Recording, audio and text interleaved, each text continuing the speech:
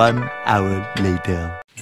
Magandang morning everyone, this is Miss Waray Virgin.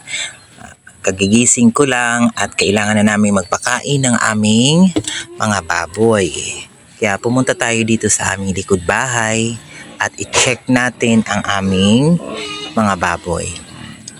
So nauna na doon si Daddy, nandoon na siya, nag-umpisa ng magpakain sa aming baboy na walang sakit. Ayan, andyan na siya. Nililinis niya yung mga pinakaplato nila, no? Itong baboy na to, yun yung kahapon ay hindi kumain. Dahil nga, inisip nga namin na dahil na yun sa virus ng ASF. Ito naman yung dalawa. Anyway, yung tatlo na yan is magkakapatid. Yung nga lang yung isa, nawala yun kay binenta namin yung kay tatay. Tapos ngayon, binili ulit namin hanggang sa nandito na yan sa amin puder. Kaya chinik agad namin ngayong umaga kung ano na yung sitwasyon or status ng aming baboy. Pero masaya ako at nakita ko na parang kumikilos naman yung baboy namin, medyo may lakas pa. Ito naman yung gagawin sana naming inahin, pero once na matapos na yung lockdown ng mga baboy dito sa amin ay bebenta na lang namin. Sana nga makaabot siya para naman yung effort namin, yung gastos ay maibalik. Hindi na kailangan magkaroon kami ng malaking tubo. Mahalaga maibalik lang yung puhunan.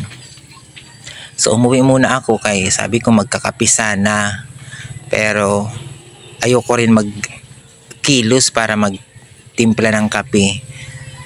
Kaya bumalik na lang uli agad ako papunta ng baboyan namin. Kasi mas gusto ko dun, parang gusto ko talaga makita yung sitwasyon. Nagbantay talaga ako doon. Nagmasid kung ano yung mga dapat na pwede kong masuggest. Ito si Budak, tiningnan ko ng maigi, sabi ko kung may mga spotted na siya. Kay one of the signs ng may ASF na baboy is may mga pula-pula. May mga spotted na mga pula na medyo may pagka-bluish daw ang kulay. Tapos yung mga pantal ba, maraming pantal or sugat-sugat na makikita sa isang baboy. Tapos magiging weak siya. Pagkatapos ko doon, pumunta ako doon sa amin pang baboy dito. So nakita ko yung dalawa naming baboy dito na pinapakain na ni Daddy. So hoping sana na maging maayos sila, hindi magkasakit. Ang isa doon ay naka-promise yan na ililitsyo namin para sa pagdating ng aking mga kapatid galing Maynila. Yung isa naman, yan yung may mga brown yung likod, ay gagawin kong inahin kaya maganda yung tindig niya. Sana nga hindi matuluyan yung mga baboy namin kay ko talaga yan, pinuhunanan. Mahirap magpuhunan, mahirap mag-umpisa, lalo na sa gaya ko ngayon. Pagkatapos ng scam ng online investment, ma-scam na naman tayo ng baboy. Okay, kaya sana hindi matuloy yung mga ganong mga sakit kay talagang ubos tayo. Maubusan tayo ng source. Wala na tayong ibabalik na puhunan. Magkakaroon man pero medyo matatagalan. Paano na lang yung iba pang mga kailangan bilhin, kailangan gastusin, imbis na makatulong sila para maka-survive sa pang araw-araw sa mga gastusin, wala na. Kaya sana naman ay hindi mangyari yung kinakatakutan ko. But before anything else, don't forget to subscribe Miss Waray Virgin, ang nag-iisang Miss Waray Virgin ng YouTube world. So back to back to voice over over voice. Back to Voice over na tayo. Voice over. Voice over. Ano ba yan? Ito na nga. Ito na yung aming baboy na merong tama ng ASF. Pero hopefully, mali lang siya. Mali yung ano namin, yung intuitions.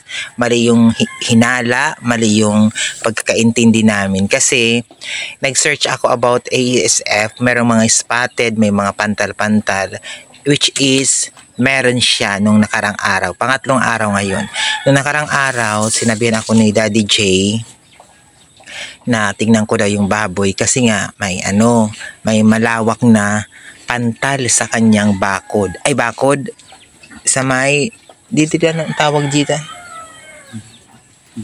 Batok. Sa may batok, may malawak na pantal sa kanyang batok. Nung makita ko yun, nag-isip ako kung ano yung pwede ko igamot doon. Mga tableta sana, pero hindi kami nagbigay ng tableta. Ang naisip ko ay magtudtud kami ng malunggay. Yung leaves ng malunggay, gaya ng ginagawa niya ngayon, yan pinipino niya, dinudurog niya yung dahon ng mga malunggay, tapos ina-apply niya sa likod or sa batok ng baboy. So araw-araw niya yung ginagawa, at nung nakaraang araw, yung first time niyang in-applyan yung likod, nawala yung pantal. Kaya sabi ko, gawin mo lang, sige lang yung lagay, dahil malay natin, yun ang makapag-cure sa skin rashes ng aming baboy. At ginawa naman ni Daddy J. So ngayon, pangatlong araw ngayon, kagabi, inabisuhan ako na hindi daw kumakain yung baboy namin. Kaya naiyak ako ng hina, na sana, wag naman sana, kaya malaki na yung baboy namin, yung puhunan, yung effort, wala. So ang ginawa namin, ginawa ko yung umaga, pumunta ako dito sa baboy namin. Ayan, tiningnan ko, meron pang pantal, pero lessen na siya, bumawas na talaga. Unlike before, sa pinasaunang araw niya, as in grabe yung pantal, ang dami. So ibig sabihin, nagkaroon ng effectivity yung malunggay leaves na dinurog. Sabi ko kay Dada, i-consistent mo yung paglalagay hanggat maaari mamaya pang hapon. Oo, umaga't hapon na kamo lalagyan niya at i-monitor niya. Hanggat maaari i-monitor niya. Kaya para maging yung immune ba or ma-fight back namin yung virus or yung skin rashes na yan. Kay doon yata siguro nanghihina yung baboy. At ngayon medyo sumaya yung pakiramdam ko kasi nga expected ko na hindi nakakain yung baboy. Ayun, tumayo siya at kumain. Medyo sumaya yung feelings, yung damdamin ko kasi nakita ko nga siya na kumain. Mahirap makakita ng baboy, lalo na yung pinagpaguran mo yun, nag-effort ka, malaki na, diba? Lalo na sayang talaga yun. Ang daming nagugutom na mga tao, ang daming nagugutom na pamilya, tapos ganun lang. Kung hindi man sa amin ibibigay yung baboy na yan, dapat sana ipakatay na lang na makakatulong sa mga wala. Pero ang hirap din naman magpakain ng baboy na alam mo may sakit, 'di ba? Parang kadiri kumain. Although based on my research, wala namang pangit na epekto ang pagkain ng may ASF na baboy. Yun nga lang, to think na may sakit siya. So parang ang hirap kumain, 'di ba? Kadiri talagang kumain pag gano'n na alam mong may sakit yung isang hayop. So, ayun, masaya lang ako na kumakain siya. Tuloy-tuloy yung kain niya, talagang binantayan ko. Tiningnan ko, nag-observe ako kung ano. At lalo na yung mga namin dyan, yung dalawa pang baboy na yan, yung sa bintana. Mga magkakapatid yan sila. Si Daddy G ang tatay. Charot. Magkakapatid yan sila. Yun nga lang, yung isa isolated kasi nga binili yan ng tatay ko.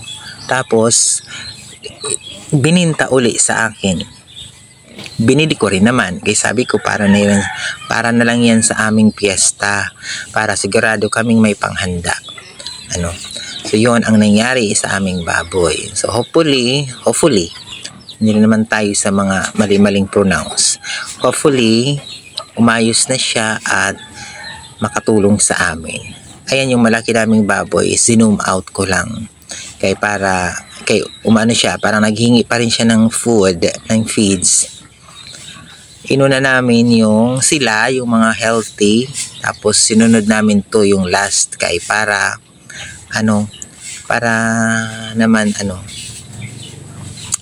para naman mapukusan namin ang pag-asikaso.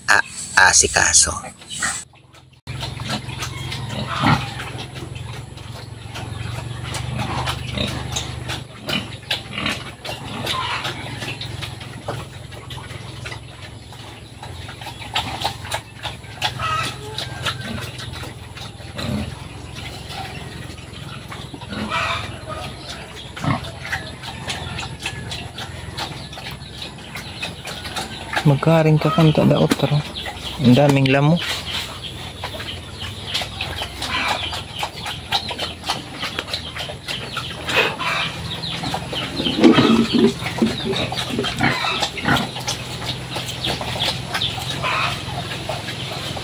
Hindi kita magkape.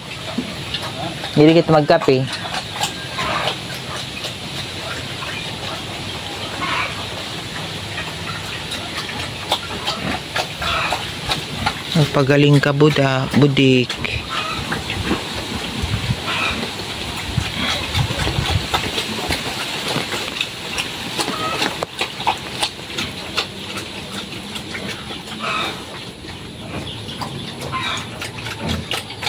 Kailangan ka pa namin, budik. Sige, kumain ka at magpalakas.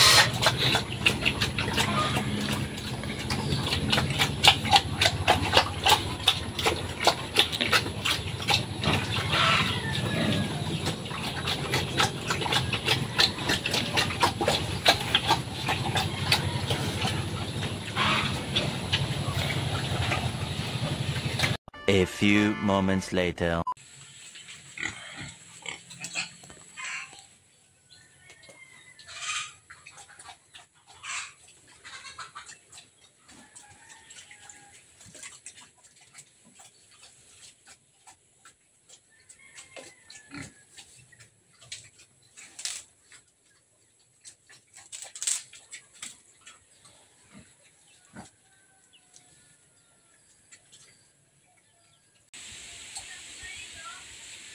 Ha? Oo.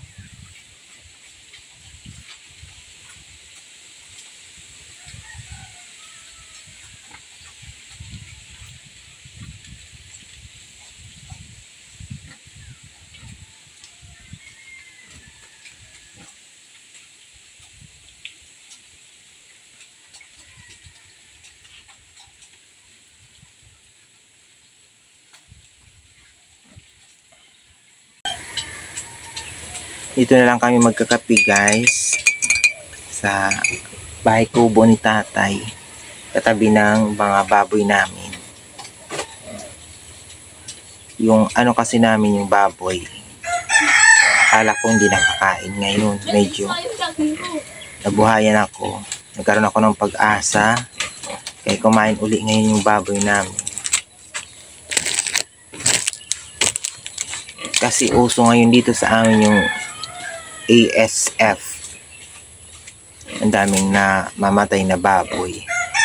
Ako naman, kung kukunin talaga ni Lord, wala akong magagawa. Pero masakit lang kasi yung puhunan ko, kumbaga yung effort namin, yung pera okay lang, kaya pa naman mahanap. Pero yung pagod, yung effort, yung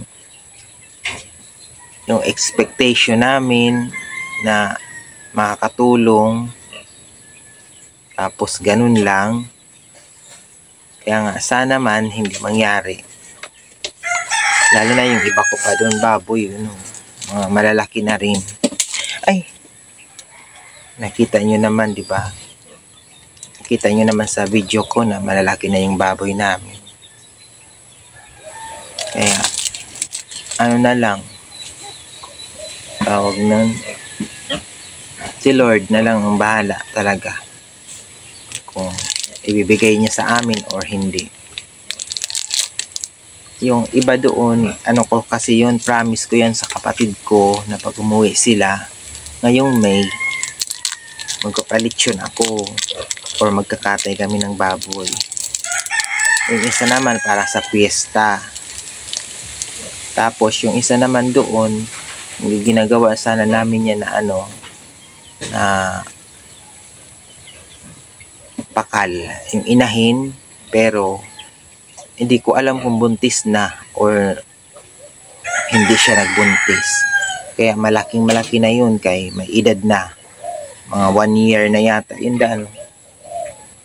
Mag 1 year na yun.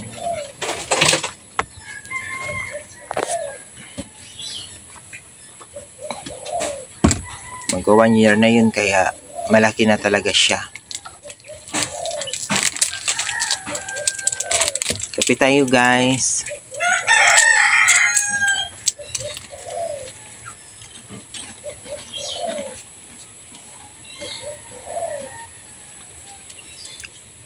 Ang ginawa namin, naglagay kami ng malunggay araw-araw. Inaanohan ni Daddy. Nilalagyan yung mga niya parang pantal. Kasi meron siyang mga pantal-pantal. Ina-applyan namin ng ginanya na malunggay. Dinurog. Tapos ngayon, pinalagyan ko ng Gatorade. Yung yung feeds, inalagyan ko kasi para maengganyo siya kumain or kahit man lang umano ng tubig, sumipsip.